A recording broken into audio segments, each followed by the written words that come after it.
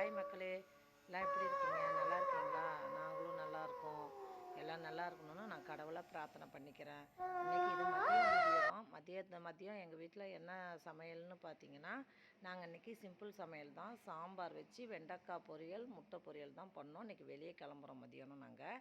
இதோ எங்களுக்கு கேரளாவில் வந்து பலாப்பழம் வந்திருக்குது.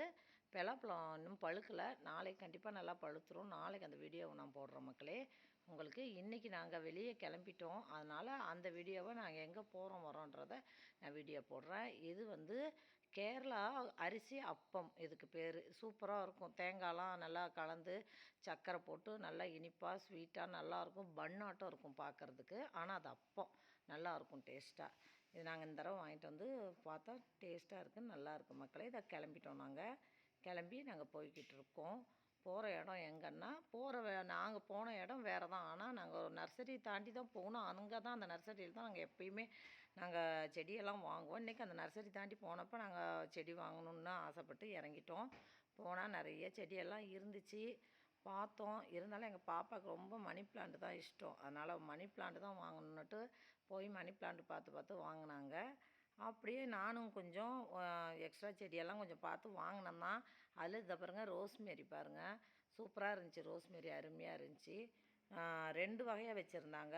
ஒன்று வந்து 100 ரூபாய்க்கு ஒரு இதில் வச்சுருந்தாங்க.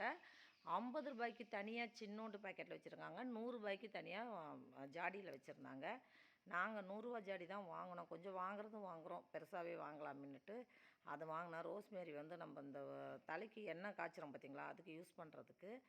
அதுக்காண்டி தான் நான் வாங்கினேன் முக்கியமாக இந்த தடவை. இதை பாருங்கள், துளசி மாடம் சூப்பராக இருக்குது. நல்லா டிசைன் போட்டு அழகாக இருக்குது. எங்கள் வீட்டில் இருக்குது, இல்லைன்னா கூட ஒன்று நாங்கள் வாங்கிட்டு வந்துடலான்னு ஆசைப்பட்டேன். ஆனால் இருக்குது, வாசலில் தான் நாங்கள் வச்சுருக்கோம்.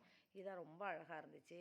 இந்த பாருங்கள், தண்ணி எப்படி செடிங்களுக்கெல்லாம் தண்ணி ஊற்றிக்கிட்டு இருக்காங்கன்னு பாருங்கள். சரியான வெயிலாக நாங்கள் மதியான நேரத்தில் போனதுனால செம்ம வெயில். என்னால் இந்த வீடியோவே எடுக்க சிரமமாக இருந்துச்சு. பாருங்கள், சூப்பராக இருந்துச்சு. ரோஸ் எல்லாம் அருமையாக இருந்துச்சு. செடியெல்லாம் எந்த குறையும் சொல்ல முடியாது, நல்லா இருந்துச்சு.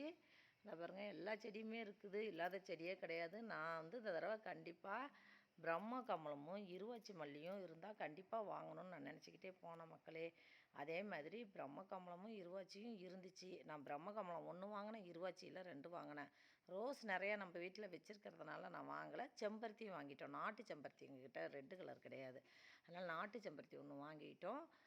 அள்ளி செடி சூப்பராக இருந்துச்சு. ஒன்று வந்து சந்தன கலரில் இருந்துச்சு, ஒன்று வந்து வயலட் கலரில் இருந்துச்சு. 2 கலர் இருந்துச்சு.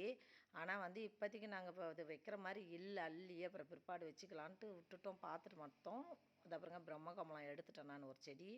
அதை வச்சு இந்த தடவை எப்படியாவது நான் நல்லா பிரம்மகமலத்தை வளர வச்சிடணும் ஆசைப்பட்டிருக்கேன். இந்த விதையெல்லாம் நிறைய விற்கிது மக்களே. இது சரி, ஆடி மாதத்துக்கு வந்து விதை வாங்கிக்கலான்ட்டு நான் இப்போ சும்மா பார்த்ததோடு வந்தாச்சு.